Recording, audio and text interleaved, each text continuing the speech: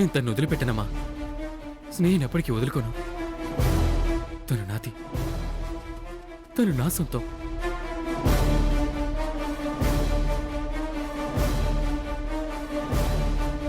ఏంటమ్మా వీడు ఇంత జరిగినా వదలంటాడు? ఏం చేద్దాం? డోంట్ వరీ ఆంటీ, షాక్ లో ఉన్నాడు కదా, ఇలాంటి ఛాలెంజ్లే వస్తాయి.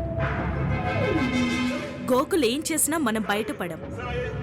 స్నేహ ఇంట్లో అడుగు పెట్టడం జరగదు. స్నేహ గోకుల్ కలవడం ఇంపాసిబుల్.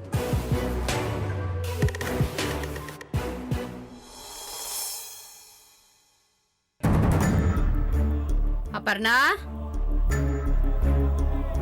అమ్మా అపర్ణ, అపర్ణ. ఏంటమ్మా? శోభనానికి రెడీ అవ్వమంటే స్నేహ ఏం మాట్లాడకుండా కూర్చుంది. వెళ్ళి కాస్త దాని సంగతి చూడమ్మా. అలాగేమ్మా. సుకన్య, కీర్తి, సుకన్య. ఏంటత్తయ్యా? ఏం చేస్తున్నారు మీరిద్దరు? ఏం చేయమంటారత్తయ్యా? ప్రతిదీ నేనే చెప్పాలా? పూలు పళ్ళు తీసుకెళ్లి శోభన గదిని అలంకరించండి. వెళ్ళండి. సరే అత్తయ్య. మావయ్య గారు మాట్లాడిన దగ్గర నుంచి అత్తయ్య గారిలో హుషారు వచ్చేసింది. త్వరగా పదక్క, లేదంటే అత్తయ్య గారు కూడా కోపం వచ్చేస్తుంది. సరే పద.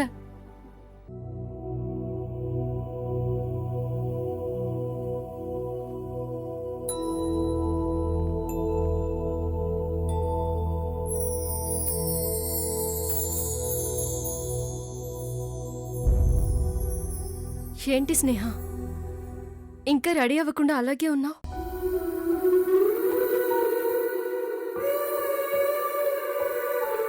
నీ పరిస్థితిని నేను అర్థం చేసుకోగలను స్నేహ.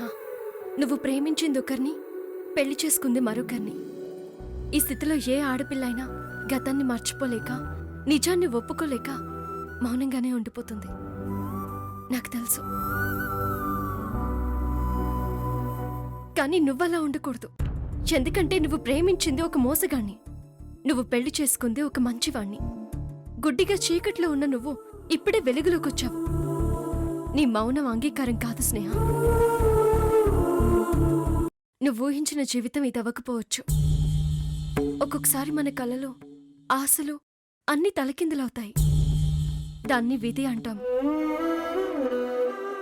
ఆ విధిని అంగీకరిస్తూనే అందులో నుంచే మళ్లీ కలలు కనడం, ఆశలు పెంచుకోవడం, అదే జీవితం. ఎలాగో పుట్టేశాం కదా స్నేహ, జీవించకుండా చచ్చిపోతావా చెప్పు? నువ్వు మాట్లాడకపోయినా నీ మనసులో ఏముందో నాకు తెలుసు. నాయుడు బావేంటి, నాకు మొగుడేంటి అనుకుంటున్నావు, అంతేగా? అమ్మా, అలాంటి వాళ్ళది నిజమైన ప్రేమ కాదు, అది వ్యామోహం. ఎగ్జాక్ట్లీ చిన్నత్త. నిజంగా ప్రేమించుకున్న వాళ్ళు అలా చేయరు. ఎంత మనసు విరిగిపోతే కన్న కూతుర్ని పట్టుకొని మా దృష్టిలో చచ్చిపోయా ఉంటుందా తల్లి?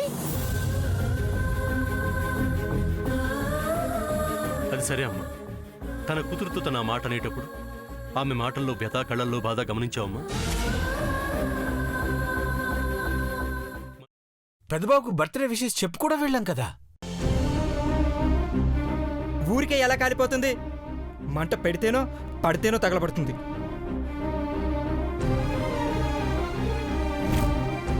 కరెక్ట్ చిన్నబాబు, నీకొచ్చినట్టే నాకు డౌట్ వచ్చింది. పార్వతే షర్టును తగలబెట్టిందనుకుంటా.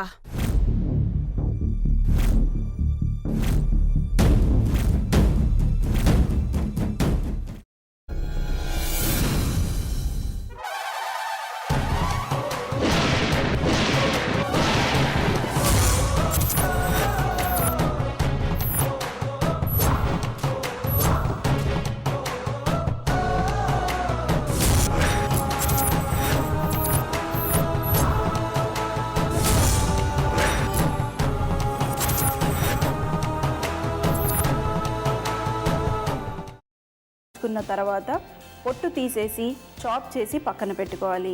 ఒక ప్యాన్లో కొద్దిగా నూనె వేడి చేసి అందులో ఆవాలు, మినప్పప్పు, శనగపప్పు, కరివేపాకు, సన్నగా తరిగి పెట్టుకున్న ఉల్లిపాయలు వేసుకుని 1 నిమిషం పాటు వేయించుకోవాలి. ఆ తర్వాత కాల్చి కట్ చేసి పెట్టుకున్న వంకాయని కూడా అందులో వేసుకుని బాగా మిక్స్ చేసి బౌల్లోకి ట్రాన్స్ఫర్ చేసుకుని అందులో తగినంత చిక్కటి పెరుగు లేదా పల్చటి పెరుగు వేసుకుని మిక్స్ చేసి అన్నంతో కానివ్వండి, చపాతీతో కానివ్వండి సర్వ్ చేసినా చాలా బాగుంటుంది.